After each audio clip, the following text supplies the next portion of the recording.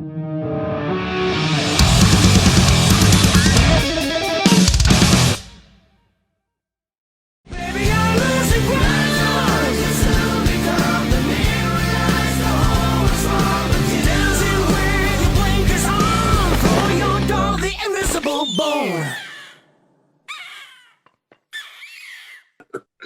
are you? Good morning. Well, good morning. Well, good afternoon here. Good morning. It's early morning here, so I have my black coffee. Oh, that's the way to do it. I've just got Yeah.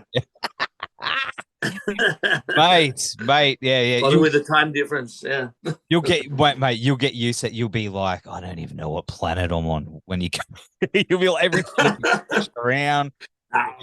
Normally I switch the time a couple of days ahead, so I just stay up the whole night partying, and then never go to bed. so, the best way of doing it. The good times. But hey, it's good to meet you, man. Yeah, likewise. It's good. We're really looking forward to seeing all you people down there in person, live. Mate, it's gonna be great, man. You have no idea. I'm very, very excited, and I know a lot of people are very excited that WIG WAM are finally coming down to Australia. And it's happening. I know, dude.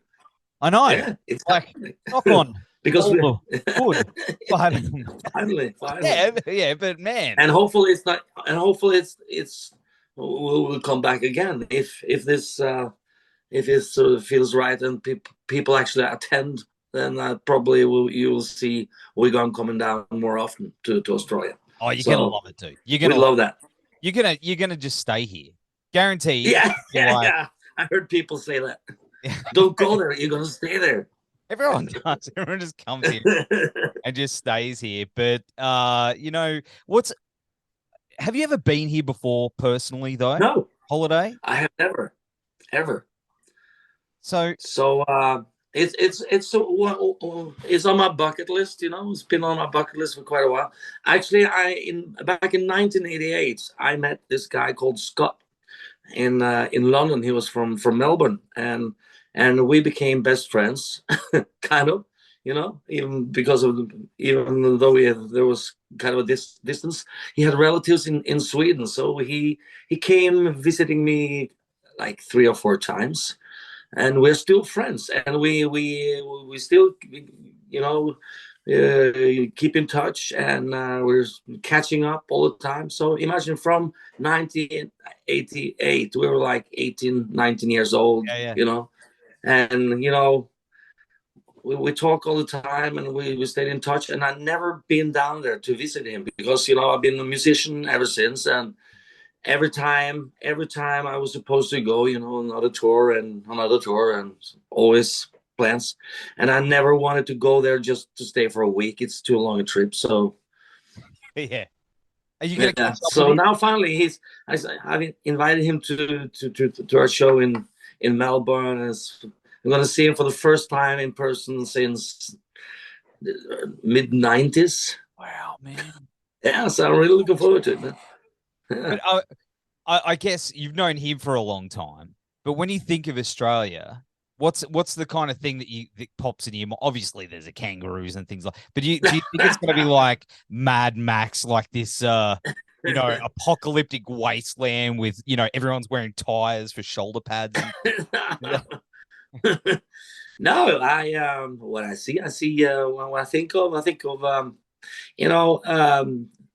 people that are pretty close to the people in Norway. I think down to earth people, likes to have a good time, but you have a better climate there. So I'm expecting it to be pretty hot, but also very cozy and I'm looking for a fun time. Can you surf? No, but I'd like to try. Yay! Well, there you go. Because you're going to be. If it wasn't for the sharks. There's only a couple. They're only about the size of a car. But, because you're playing the Gold Coast, my hometown, where I'm at, where Chris Peters from Heavy, shout out to Chris. We're both here, mate. I don't surf because I look too much like a seal. So that's what they must on me. Maybe that's what we should do. If you want to surf, we'll go out. You can paddle out, and I'll come behind you, and they'll just follow me in the opposite direction. Yeah. Oh, it's gonna be fun. Yeah. I'm gonna try. I don't know where I was going with that one, but No. but you have come close to Australia before. I mean, Japan is. Yeah, I've been there several times. Yeah. I don't know why we never, back then we concentrated on Europe and of course Norway when we had a major breakthrough in 2005. I mean, Norway was a crazy place for us. I mean, we were like, we were very big in Norway, so there was a lot of, the fees were very big, and every time we were offered gigs, abroad, it was like, this is probably going to last for a year or two, so we rather go with the money, We even turned Sweden Rock Festival down in 2005. No, not enough money. We don't need that shit, and we regretted that later, of course, because it's a matter of building an audience outside of Norway. Because when Norway was drained, I mean, we had played every corner of Norway, and after a while, I was like, they are playing here again, So now, and when we went to Japan, that was kind of very surprise to us, kind of. Because it was sold out, on the first tour, and we were met by like 150, 200 fans at the airport that were wearing lipstick and painted their faces in the Norwegian flag, and it was crazy. But we knew something was going on in Japan back then, because I don't really know why she got into us, but probably because she had been a lot of times in Norway. She was the president of TNT's fan base in Japan, and she had heard about WIG WAM, and she started to spread the word around even before 2005 when we released our first album. So we started, to discover some faces in the audience, and with having Japanese flags in Norway. So already in 2004, we had fans coming all the way from Japan to see the band. So something was going on. I think maybe with the costumes, the image that we had, that, something for the Japanese people, And I don't know why we never came to Australia, because, like I said, it was very, very close to where we toured in Japan. So yeah, but we didn't have an agent that worked for the whole continent or the whole world. We had one in Japan, and he didn't care about Australia. no, I mean, Japan's like 5 minutes that way. You could in a row, but no. And this time is the other time. Really close. Yeah, this time it's turned around, because we have Japanese fans now. They say, "Yeah, can't you come to Japan?" Yep, but we still have no one, organizing that for us right now. Man, and I think it's been a messy time with the COVID and everything too, So of course, not every country has to come out of it quite normal yet. So. yeah. It's true. No, it is true. One of my best mate is mad for Japanese culture, loves it, and he goes over there quite often to see bands over there because he loves Japanese. Yeah. But he was bummed out for ages because he couldn't go. He was like, "Oh, I'm gonna go. No, I'm gonna go. No." Yeah. But you'll get back there. You'll get back there soon, of course. Oh yeah. We can't wait to go to Japan as well. Yeah, of course. We got you in the meantime. And we were supposed to be in USA right now, playing some the festival Rock Island in Key West and stuff like that. But we still haven't received our working visas, so the whole tour has been postponed until April. So wow, man. So we were actually, the plan was for us to come directly from Key West and through Tahiti and to Australia. So what you're going to see a very much hungrier band now, because now we're like, wow, We just want to play. Just play shows. Yeah. Well, here's the awesome thing, though. Like, you know, this is your first Australian tour, and you've got 5 previous albums, and your new album is out February 10, I believe. That's Out of the Dark. 10th, February 10th. So it's out some days after we come home, yeah. Yeah, man. So we're going to get a little preview, a little bit of a teaser. I guess so. Come on, mate. Yeah. I think there's going to be, you know, a preview of the whole album at the meet and greets. Awesome. And of course, we're going to do something live as well, you know. So yeah, cool. With it, what I've heard, the singles are incredible. Like High and Dry is amazing, and the title track. Thanks. That opening, dude, is so good. Yeah. It's pretty heavy, man. Yeah, I was driving through it the other day. I was like, oh man, I flipped it back, and I was like, a little bit too heavy on the pedal, but it was, it's really cool. How would you describe the rest of the album without spoiling too much? Do you think is it a bit of a mix of your whole career, or has it got a little bit more of a heavier sort of tone to it, like that opener, or? Yeah, it's pretty close to the last album, Never Say Die, really. But we got a couple more, you know, commercial heavy songs like High and Dry, and we have a ballad on it, you know, that is more like, you know, the kind of Journey style. But you know, most of the album is very hard, of course, but we love the melodies, so it's hard but melodic. Nice. What's Bad Luck Chuck? I saw the title Bad Luck Chuck. What's Chuck? Why is he bad luck? Yeah. We all have friends or relatives that have bad luck, but you know, it's not really bad luck because they make the bad luck. I mean, like we all have friends that want to make it in the music business, and they own this great studio. They have 100 guitars, and they're so angry they never make it. And you ask them, you know, but how many songs have you made in this gorgeous studio of yours and with all your guitars? I still haven't made one, but you know, I have the equipment to make it. Yeah, maybe you should make a song first and buy all the expensive equipment after you have had some success, because it's you know, you're depending on your talent, not the price tag on your studio. And the guys who keep complaining that they never get their girlfriend, you know. So why is that? You're wasted. You're blind drunk every time you see one. You know, nobody wants to go home with you. Maybe you should try to stay sober one night, and maybe you can even talk to this person that you will try to make your girlfriend. Yeah, maybe that, you know. So it's not really about bad luck. It's about being stupid. Hey, that one about I know about 5 guys. I'm not going to mention every names, but amazing players, but they just stay in their bedroom and noodle. And I'm like, man, if they got out, they would just be killers. They would just lay everyone, man. And they're just happy playing the bedroom. Yeah. Someday.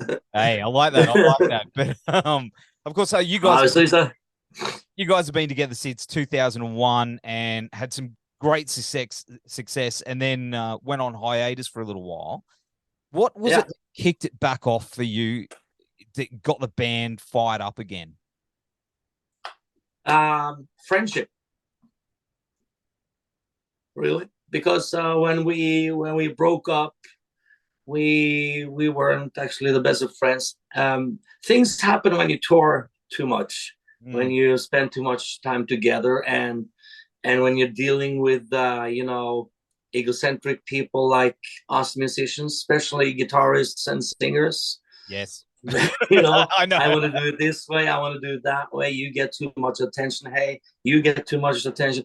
Stuff like that. You know, we had a hard time playing too much. I mean, you know, our management probably thought that they needed to milk as much out of this band as possible in a short amount of time. So we did, you know, like 3 gigs a day sometimes, and we were on tour, and we never got a chance to kind of control it. It was like we just saw the calendar being booked. But when does this thing stop? You know? Yeah. And after a while, it got so tense. I started to drink too much to actually be that crazy, be able to be that crazy fantasy person, that character that I had made up called Glam, and he was just a crazy guy, you know. And it's very hard to be that crazy guy after 2 gigs a day, you know. And on the third round, you're like, I have this bottle of cognac in my backstage, you know. You get crazy, but you do stupid stuff. So after a while, the guys in 2007, the guys called me in for a meeting, and they said, you know, we're gonna have a break. We're gonna have a break, yeah. For how long? We don't know. You don't know. No, the first person that feels, you know, up for it again, will give the other ones a call. But we can't do that. It's our job. Yeah, but we need to do that, or else we'll lose our wives and families and stuff, and we need to stay off the road. We can't do that. Yeah. So but 2 other guys had regular jobs, you know, and Tron, he had his studio. I was dependent on working out on the roads. I didn't have a studio or a daytime job. So what I did, I produced my own Queen show here in Norway with dancers and choirs and, you know, the whole thing, you know. And it became such a massive success that it was booked for 1.5 years, you know. It's like, and when guys finally found out that they wanted to start the band again and do more, I was like, yeah, but now I'm booked. Yeah. So in the fan base, I was looked upon as the egocentric guy who only did his solo stuff, and I mean didn't think about the band. And sorry, I have a job. Yeah, you got to do what you got to do. Yeah, I was doing good, and I really wanted the guys to set a date. You know, that date. Then I would have only booked the show until that day, and we start with WIG WAM again. So things like that started, you know, and irritation, frustration, and which led to me wanting out of the band in 2013. The last show we did, I thought, you know, our guitar player Tron and bass player Bert, they had started in a band called Jorn, you know, Jorn Lande, without even telling me. And I read about it on Facebook, and we had a lot of plans that obviously died. So I was so pissed because for me, WIG WAM was, you know, the main thing, and for them, back then it was kind of treated like a side project.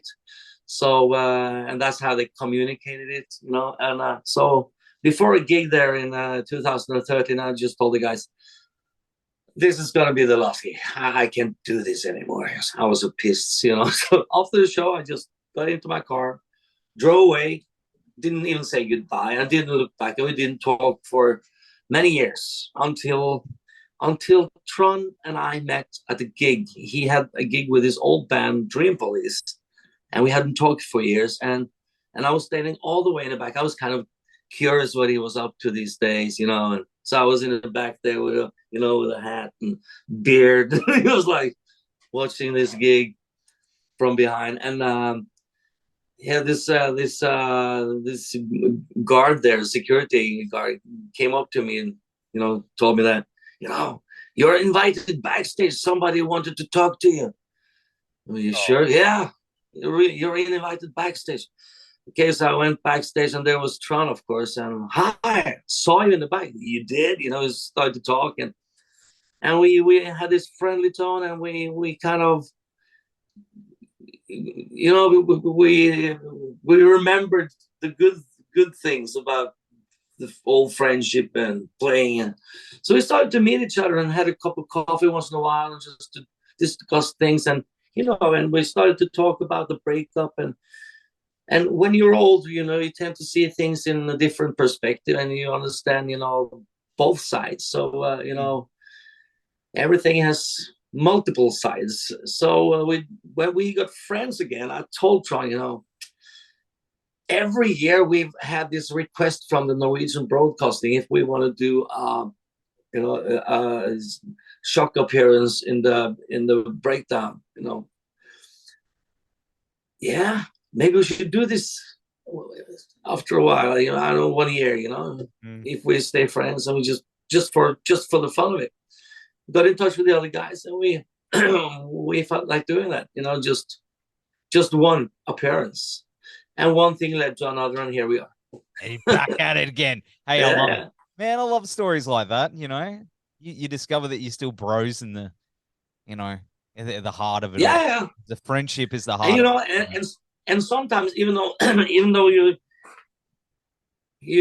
learn and you get older and wiser, but every now and then we will get back into some of those small irritation things from years behind. And but now, especially me, I just say we're not going there. This is where we were at.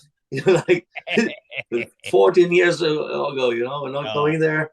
No, shut the fuck up now. Well, of course, you know, massive thing is, you know, in my dreams was featured in Peacemaker along with the do you want to taste it, which is yeah, that's song. A big deal for us, man. Like, you know, that show is the greatest. I love it. I think it's the greatest opening ever. That must be it's cool. You, dude. Like, you know, how did it come about? Like, did James Gunn call you up and go, I fucking love your band, man. I need like almost.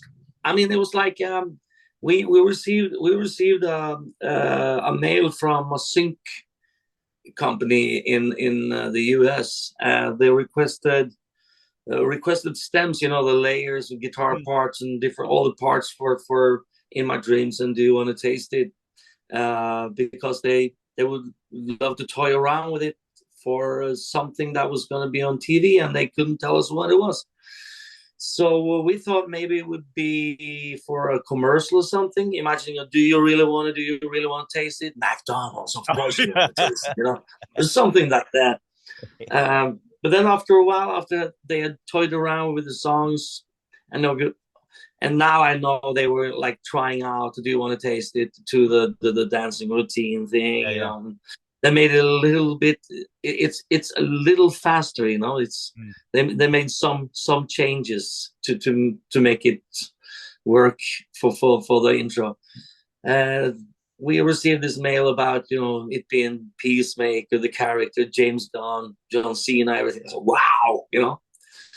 Were you familiar with the character before? Not at all. I had heard about Suicide Squad, and I started, of course, to read about it. Wow, this is a new universe, you know, for me. I started to watch some of the series. Like, wow, this is great. So, you know, I really dug it. So, but we didn't know what kind of impact this would have for us. You know, we didn't know is this series going to be a huge success? Is this going to be like, you know, something that people have never heard about? You never know, you know, if it's going to be a success. Our Norwegian agent obviously didn't think it was going to be a success because they dropped us like 4 days before the premiere. Yeah, it's true. I mean, we they had booked us for, you know, tons of rock and some festivals, and you know, it's been hard coming out of the pandemic, you know, because all the promoters, you know, the venues, they have, you know, the economic side hasn't been too good, so the bids have been lower than expected, and of course a lot of cancellations and stuff like that. So they had a hard time. I mean, even though we had a great comeback, but you know, there weren't any venues to be booked at, so we kind of didn't get the chance to prove ourselves live again, you know, because all the festivals, the lineups were full 2 years ago, you know, and everything had been postponed. So we told our agent that we really needed to have at least some club gigs before these big festivals that they had booked, you know, and they really didn't want us to play because they didn't see any money coming out of it. You know, there's no money in it. You know, the bids are too low, and you better wait till after the big festival. But you know, we're not robots. We're not machines. We need to get this machinery going. So we need to go out there and play not for the money, but for the sake of the band. We need rehearsals. I mean, you can rehearse in a rehearsal room, but there's nothing beats being there in front of the audience, you know.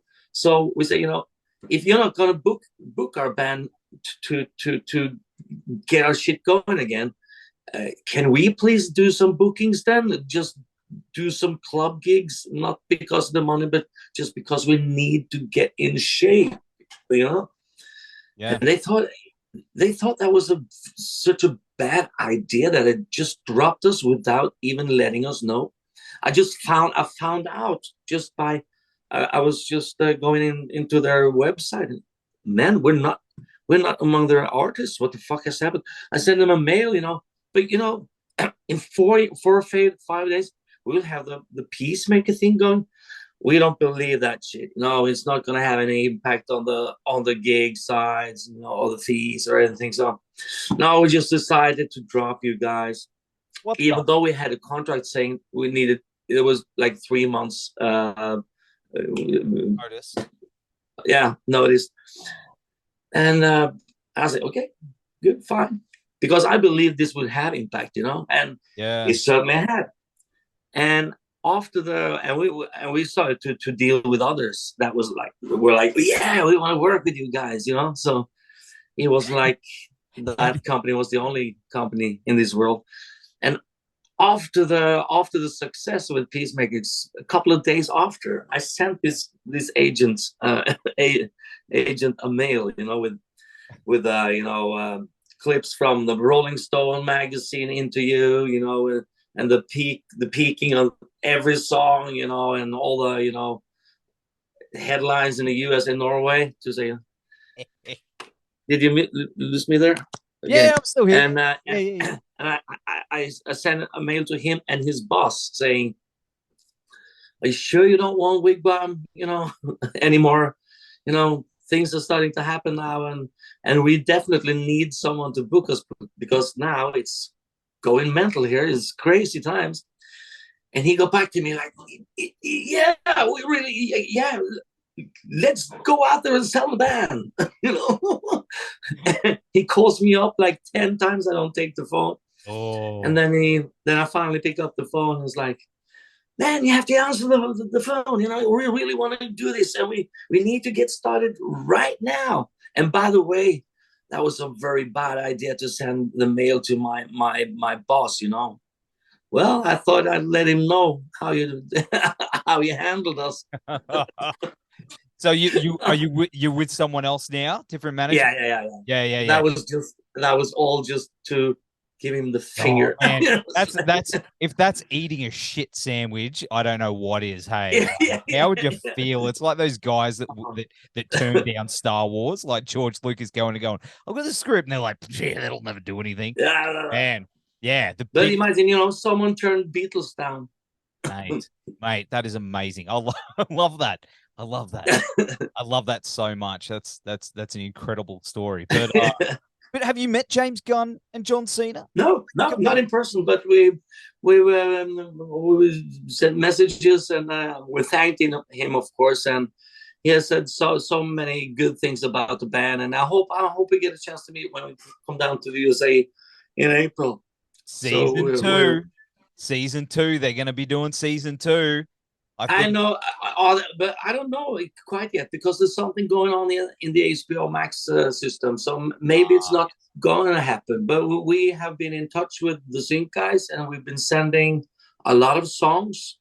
Actually, we have on this album we wrote a massive amount of songs, and the most commercial songs, we saved those for a rainy day. So those are in the system of the Sync guys and the Peacemaker, and, you know, HBO Max and other movies as well. You know, so we don't know if any of them will make it, but they're great songs, and the songs that could have made this album a bit more commercial, but we wanted to save them for maybe some future singles, and because we wanted this album to be badass anyway. So, you know, Oh, I can't wait. I can't wait to hear it. I can't wait to hear it and speed. I hope you're gonna like it. Mate. There's a very heavy tune called the Uppercut Shazam. It's my favorite. It's a song about, you know, kind of about the war in the Ukraine, but also about, you know, David and Goliath situation. You know, if someone, you know, someone really gets on your nerves, and you know that giving back, you know. But it comes off me watching CNN just after the invasion, and when the Ukrainian were like surprising the whole world, getting back at the Russians. I was like, fuck yeah. So I was screaming here. That's it, eh? Man, I love it. I love it. Very aggressive song, but it's I really love it. It's got all the melodic guitar parts, and it's like, yeah, I dig that song. Hopefully we'll do that song in Australia. I already told the guys I'd love to do that song, even though it's not out yet. Oh, come on. Mo's got to do it at Mo's. Mo's in the Gold Coast. Say it's this one's for my mate Nev. Because oh man, I can't wait, dude. What? So of course, you know, you're coming down here very soon. We're gonna have all the beers waiting for you. They're already in the fridge. The Fosters. Sorry. The Fosters? No. No, no one drinks Fosters here, bro. No, mate, we're gonna get you some real ones. VB. Ooh. Gonna get you some VB. I said VB, not VD. VB. What's that? VB, Victoria Bitter. Victoria Bitter. Yeah. We've got man, tons of beers. No one drinks Fosters. They Isn't Foster's an Australian brand? Yeah, but no one drinks it. No one drinks it. No. It's the same in Sweden. In Sweden, they're called Prips, and people call them folk piss. See, that's it. You know, and stay away from Forex. No offense to anyone that works at Forex, but I'm not a fan personally. I'm like, they're going to be coming up. They're going to send their hired goons. It's a Queensland bit. They're going to send their hired goons to beat me up now. I've said that, but yeah. You don't want any of that. You'll be like, what's this? Oh, is that from the? Nah, it's terrible. But of course, you know, I have this. I got from my friend Scott. You know, this beer cooler that you put your beer in with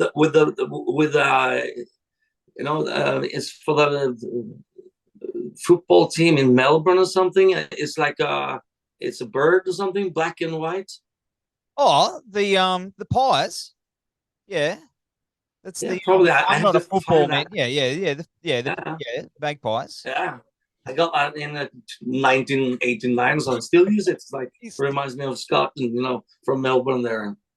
To cool my beer off. And I think, you know, they need to cool their beers off in Australia. It's so out there.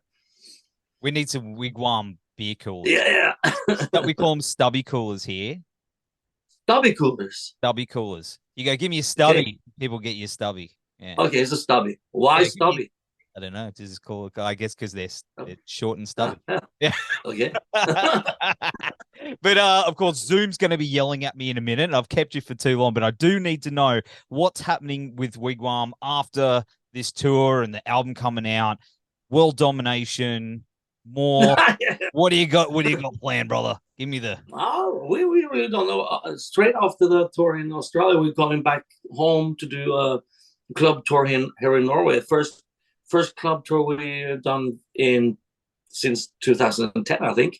And I'm gonna be off for a little while doing We Will Rock You, the musical. I'm gonna be Buddy, the character there, in a big venue here in Norway called Oslo Spectrum. And then we're going off to America, you know, to do the US tour. And I think we're gonna start off in at Whiskey A Go Go. We never played there either. Yeah. And we're gonna end that tour on the Monsters of Rock cruise. Oh, dude! And then we're going back to Norway and Sweden and do some festivals, and hopefully we go back to Australia again, or maybe to Japan. Hopefully we go to Japan, and maybe, I mean, if if we actually have an audience in Australia, if we go to Japan, of course we'll come down to Australia for at least one gig or something, you know, because then we at least know that we have friends in Australia. Right now we don't know how many friends we have in Australia, but if it turns out we have a lot of friends in Australia, of course, then we know what we can plan. You know? Absolutely. Yeah. So so everything is like, we will take it as it comes, but you know, we are having a good time, and we like to play as often as we can, and there will be a tour in Europe also. I mean, in the UK, people are like, they're really complaining now. You're going to Australia before you come to the UK. So sorry. Oh, mate, it's going to be so fun. And you know, when we got back together again, we said, you know, this time we're gonna, you know, we're gonna play all the places that we haven't played before, and we're gonna enjoy life as much as possible, because back then we didn't have any chance to enjoy the ride, because, you know, we went to Iceland and we were invited to, you know, the Blue Lagoon up there and all the crazy places. But we were so exhausted. We never saw anything but, you know, the inside of the bus or inside of the plane, or inside of the hotel rooms, because it was a matter of survival, you know. So with 3 gigs a day, you never had a chance. I mean, there's not enough time. Now we want to have a day off or 2 sometimes and just go out and discover, you know, and enjoy it all. Yeah. Life is short, man. Life is short and we're getting old. But hey, man, in the meantime, we will be seeing you guys very, very soon. We will have all the links down here. We will see. I'll be seeing you on the Goldie. I'm gonna have some beers for you. And until then, stay safe. And look out for some acoustic gigs as well, because on the days off we might do some pop-ups. Okay. Like where we're staying, you know. So there was actually a cantina or something that got in touch with us that want us to play. I think that's in Perth, actually. That's or was it the Gold Coast? There's most clubhouses where you're going to be playing on the Goldie, so that's going to be unreal, man. Like I can't. It's like a clubhouse, dude. It's the best. Moses unreal. Yeah. Oh, cool. Best. Shout out, yeah. Man, we can't wait. We can't wait. I can't wait. All right, man. Well, take care. Cheers. Enjoy the rest of the day. See you in a bit. Yeah, on the other side. See you upside down. Yeah. Do you want to taste it down under? Yeah. Sure do. See you, bro.